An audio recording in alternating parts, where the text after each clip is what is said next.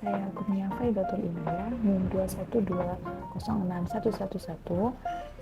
Saya akan menjelaskan tentang salah satu usaha, yaitu tentang les private.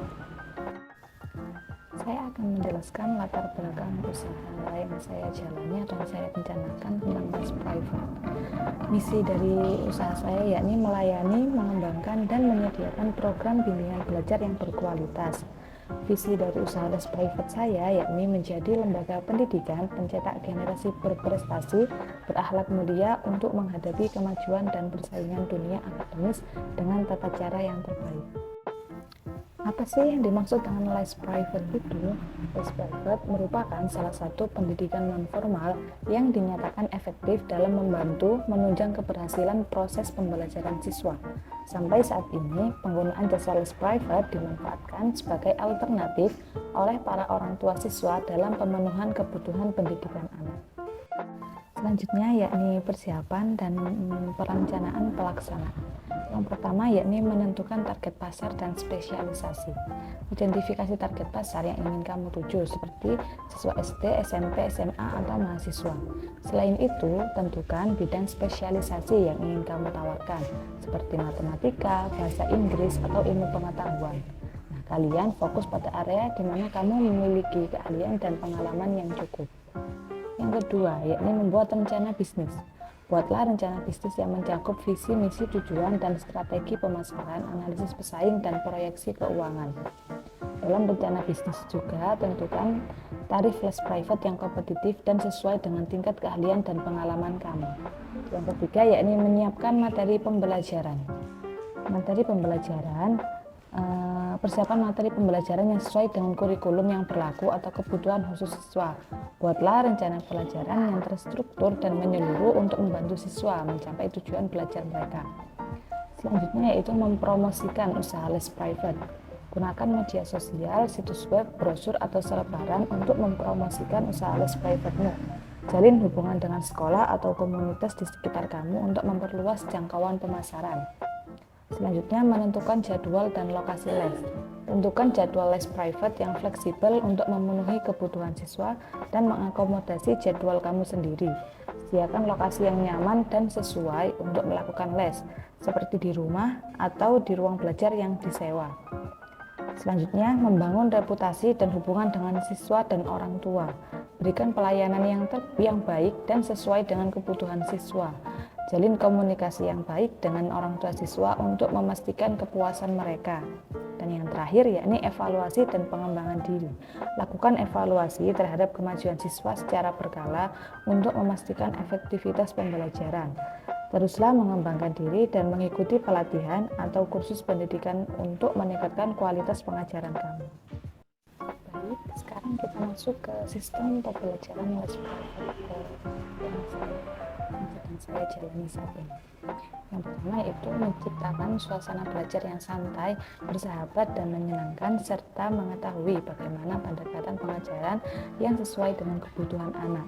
Salah satu tanda cara mengajar yang cukup baik adalah saat anak didik berani bertanya tentang materi pelajaran yang kurang jelas. Yang kedua, mengatur waktu sebaik-baiknya. Salah satu keunggulan les private adalah fleksibilitas soal waktu. Namun hal ini menjadi pisau bermata dua saat saya sibuk dengan urusan kuliah atau pribadi.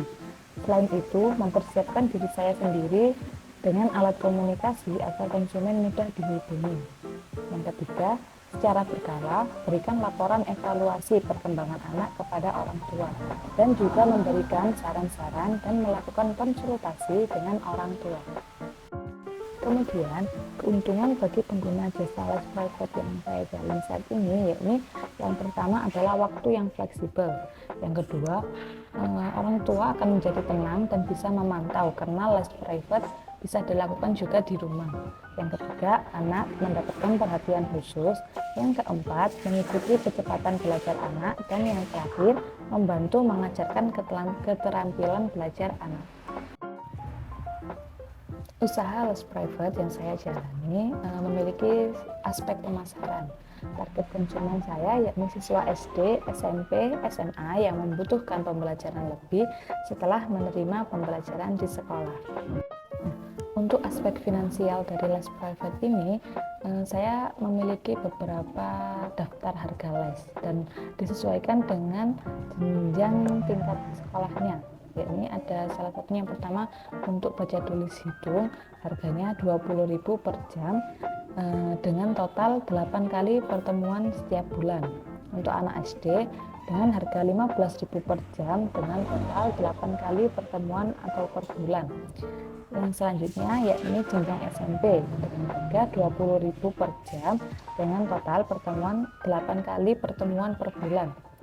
Dan yang terakhir jenjang SMA dengan harga 30.000 per jam dengan total 8 kali pertemuan per bulan. Sehingga total dari semua harga tersebut yakni 85.000 per jam atau 8 kali pertemuan per bulan. Nah, modal awal dari usaha saya ini yakni promosi berupa brosur seharga 150.000, buku dan pena seharga 150.000 dengan total 300.000. Nah, contohnya misal saya mempunyai 4 murid di masing-masing jenjang. Jadi pendapatan untuk satu bulan yakni 85.000 dikali 8 sama dengan 680.000. Biaya operasional per bulan 25%, jadi 680.000 dikali 25%, total 170.000. Nah, total pendapatan 680.000 dikurangi 170.000, hasilnya 510.000. Nah, akhirnya keuntungan yang saya dapat yakni pendapatan dikurangi modal 510.000 dikurangi 300.000, total keuntungan saya yakni 210.000 per bulan. Selanjutnya kita masuk ke analisis SWOT. Yang pertama adalah strength atau kekuatan. Nah, kekuatannya yakni harga lebih terjangkau, guru datang ke rumah, orang tua dapat memantau pembelajaran, bisa mengatur jadwal sendiri, pembelajaran menyenangkan, pembelajaran menyesuaikan dengan pelajaran siswa di sekolah, siswa dapat sharing dengan guru dan siswa lain melalui media sosial. Nah, untuk yang weakness atau kelemahan, karena usaha ini baru dirintis sehingga guru yang ada baru saya seorang diri dan pemilihan jadwal tidak bisa bertabrakan dengan jam kuliah.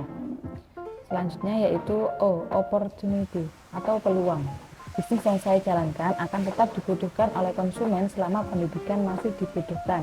Seiring berkembangnya pendidikan di Indonesia saat ini akan lebih banyak siswa yang membutuhkan usaha ini. Karena banyak mahasiswa yang kurang dalam keuangan, maka kemungkinan mahasiswa akan mendaftar sebagai guru itu lebih besar. Yang terakhir adalah threat, hambatan. Hambatannya yakni kebanyakan siswa akan sedikit malas belajar. Baik, terima kasih. Sekian penjelasan dari bisnis plan yang saya jalani yakni usaha les private. Kurang lebihnya mohon maaf. Wassalamualaikum warahmatullahi wabarakatuh.